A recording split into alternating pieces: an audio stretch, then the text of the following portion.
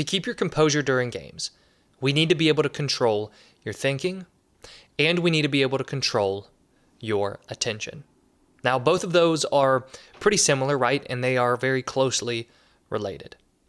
But in order for you to keep your composure, which means not getting too upset over something that happened, or not becoming, too nervous or too frazzled about something that will happen in the future, or, not being too scared about something during the game, in order to keep that composure where you're nice, you're calm, you're present, you're centered, we have to be able to control your thinking and your attention.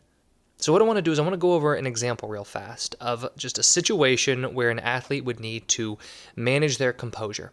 And then I want to give you the strategy that they could use in that moment to help themselves manage the composure. And then what we're going to do after that is I'm going to walk you through how you can work on managing your composure for yourself by using a simple strategy.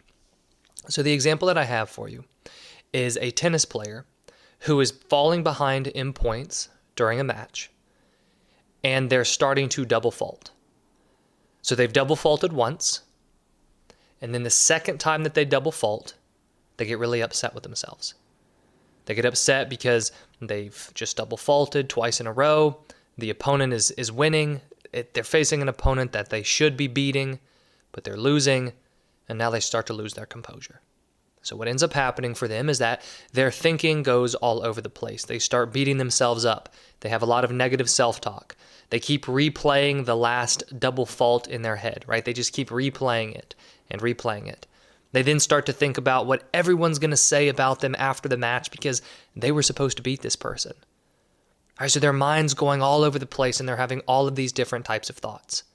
Then what happens physically is they get really tense because they're having all of these stressful thoughts, right? Now they're really showing their emotions. They're starting to kind of punch their thigh, in frustration. They're starting to slam their racket. They're really showing just how frustrated they are, and they're showing their emotions. Now, in that example, for that athlete, if they wanted to keep their composure in that moment, going back to what I said earlier, we want to control thinking and we want to control attention. Now, what did I say happened when they double faulted? What did I say happened to them mentally?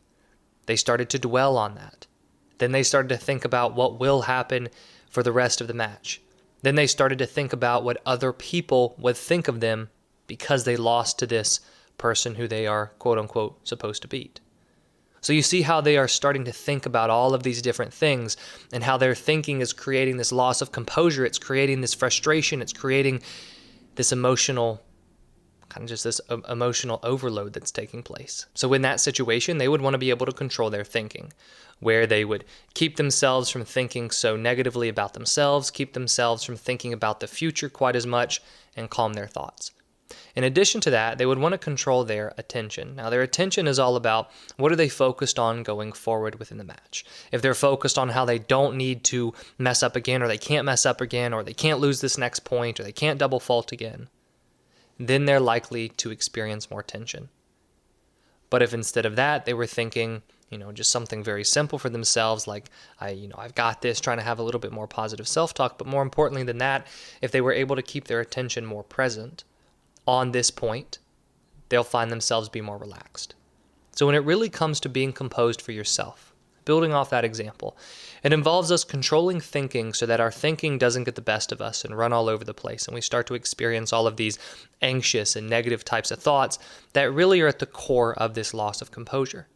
But then we also want to keep our attention present, because when our attention goes too much into the past and we start to dwell on these last mistakes, or our attention starts to shoot into the future and we're thinking about what everyone else is going to say about how we lost to this person, or everyone else is going to be upset with us, whatever it ends up being, when our attention goes to the past or the future like that, we aren't in a position to just be present and perform well. But also when we are present, we are composed, right? If you imagine a person that you think of as a composed athlete, you probably imagine somebody who is very centered. They're in the moment. They're not fazed by what other people are saying.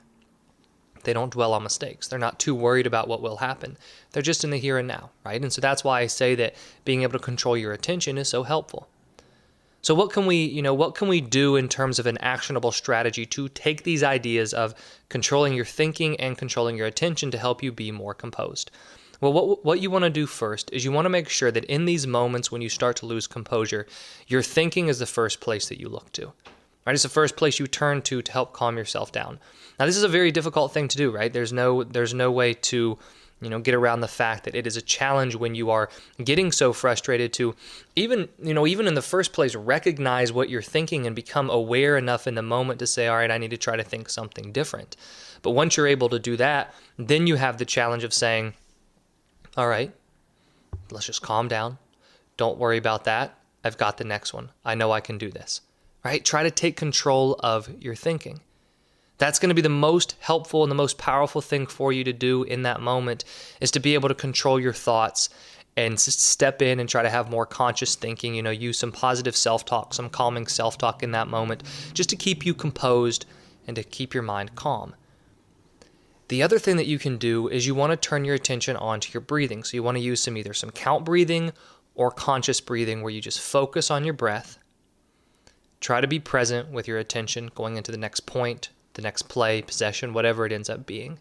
But the idea of being composed is a simple idea. And this is something I talk to a lot of athletes about in one-on-one coaching, where, these ideas that we're working on, the strategies, they're simple, but that doesn't mean they are easy. It's a simple idea to say, to keep your composure, you need to manage your thinking and you need to keep your attention in the present moment.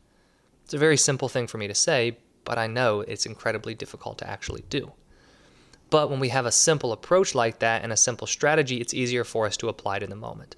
So for yourself, if you're currently struggling with, losing your composure and you're wanting to keep your composure more when you play, in those moments when you start to lose composure, let's try to be aware of what we're thinking and try to change your thinking and talk to yourself in a calming way, a more positive and confident way. And then also let's focus on some conscious breathing to keep the attention in the present moment instead of allowing it to go into the past or the future. And if you do, that's a great strategy that will help you be more composed when you play. I hope you enjoyed this video, and if you did, please hit that like button and subscribe if you haven't already. I put out new videos each week on sports psychology and mental training. And if you're interested in one-on-one coaching or the Confident Competitor Academy program, I've put links to both of those in the description below. Thank you for watching, and I wish you the best of success in all that you do.